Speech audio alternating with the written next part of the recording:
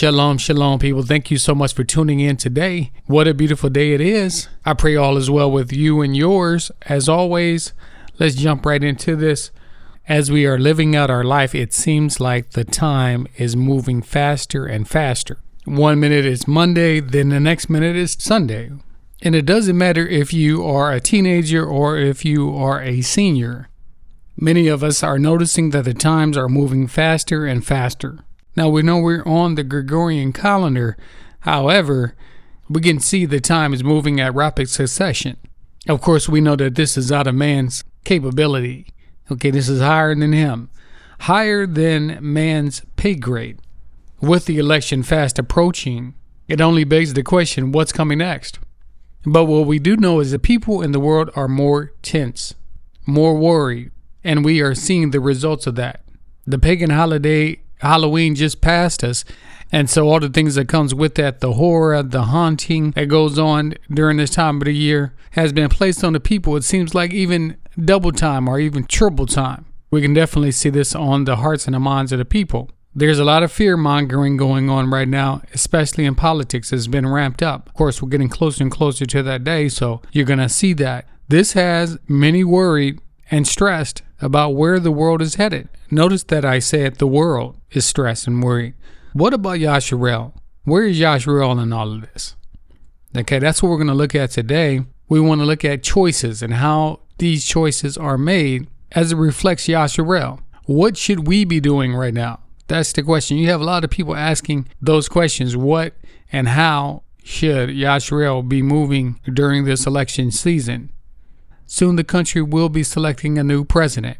How should Yasharel vote? Or should we even be voting? This is a great question and one I want to look at right now. We are definitely living in different times as it relates to Yasharel. We are in a new season of awakening. The 400 years being over should be very recognizable in our understanding. In other words, if that is not part of our thinking, then we really need to re-examine some things. We need to be praying. It's not what's good for the goose is good for the gander. Instead, it's what's good to the Most High is good for his people. We don't think like the world. We don't move like the world. We think and move how the Most High instructs us to move and think. Being Yasharel is more than being a descendant of Abraham, Isaac, and Jacob, but it's a lifestyle and a way of thinking. It is the holy culture. The enemy, Hasatan, has driven a wedge between the people and our thinking.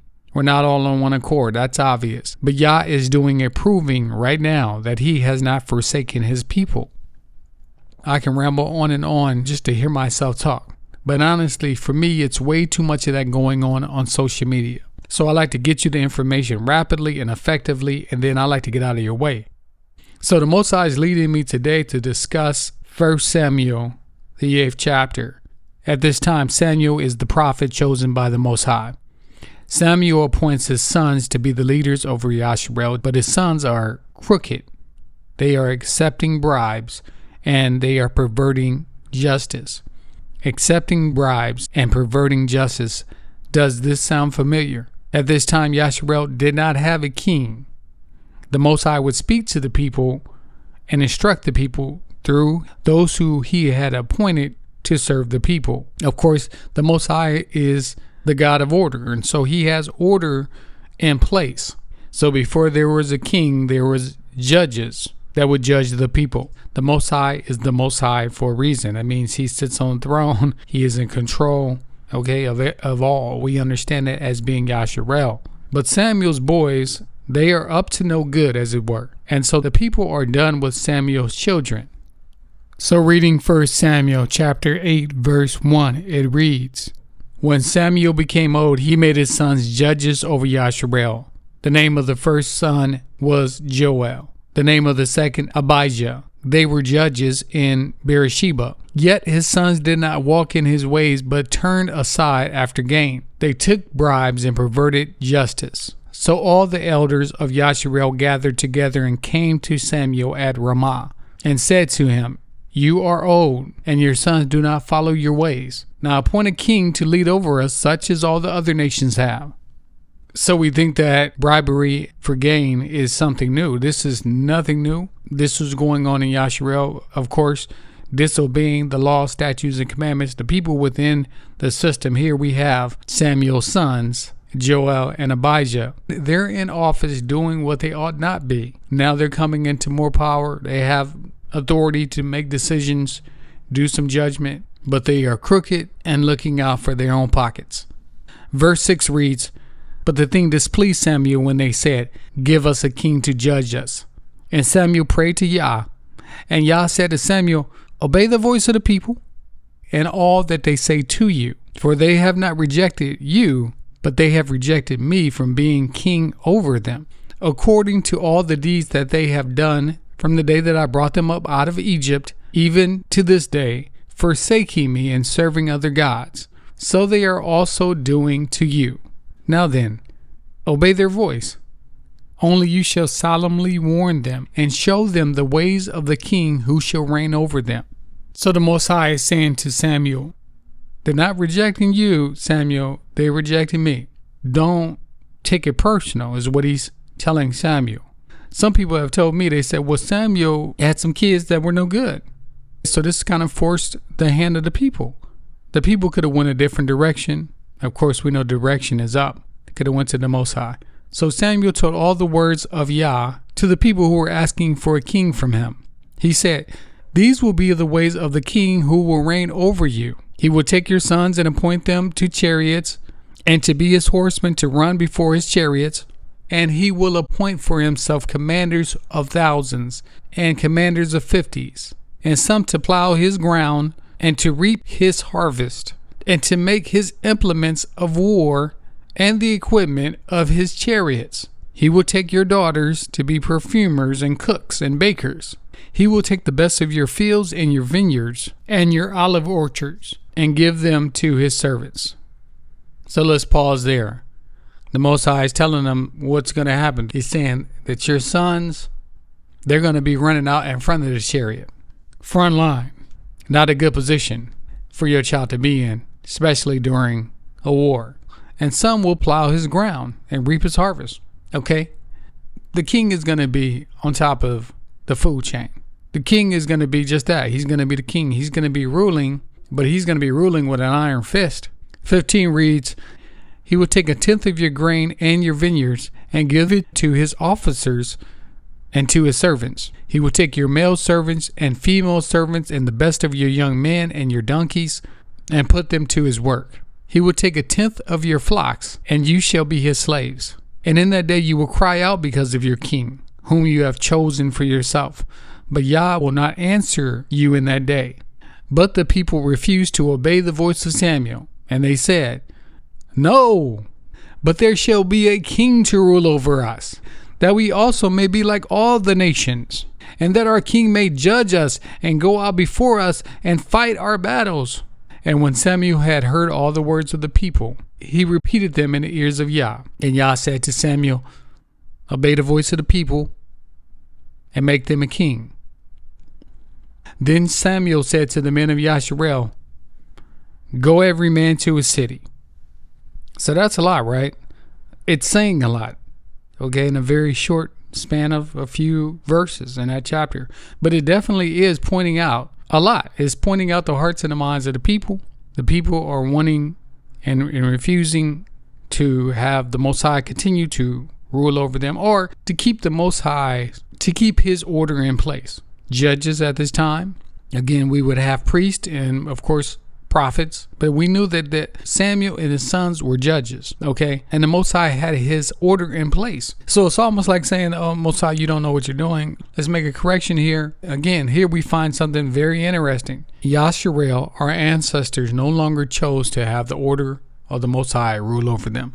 Instead, they wanted a king to rule over them, as if a man who is flawed in all his ways will do a better job than the Most High Yah. They wanted to be like every other nation, and they also wanted to be like the world. And of course, Samuel tried to warn them, tried to give them some really good advice, but of course they rejected that. So the Most High says to Samuel, okay, well, if that's what they want, then that's what it is. Their free will, the Most High created us with a free will. If that's what they want, then go ahead and give them what they desire. Instead of Yasharel, the people saying, listen, Samuel, your kids, they're rotten. We don't know if you spoiled these kids or that's how they came out of the womb. Either way, we're going to keep it real with you. We know you're getting of age, but your kids got to go. What we will do as the people, is we'll say, well, let's pray to the Most High. We're going to pray to the Most High that he raises up a new judge, new prophets, new priest to come in that will serve the Most High and the people in righteousness. And guess what? We're not gonna go any other direction until we hear back from the Most High. That you think should have been the answer that the people should have given to Samuel, but instead they said, no, we want to be like all the other nations. We want a king to protect over us. Wow. And so for those who are familiar with the 400-year series, you guys know when you go back and look at that, some of the things that got us into the 400 years of slavery and affliction, according to the covenant that we have with the Most High in the law of Moses, we see the covenant. Because of that, we would go and we would serve other kings.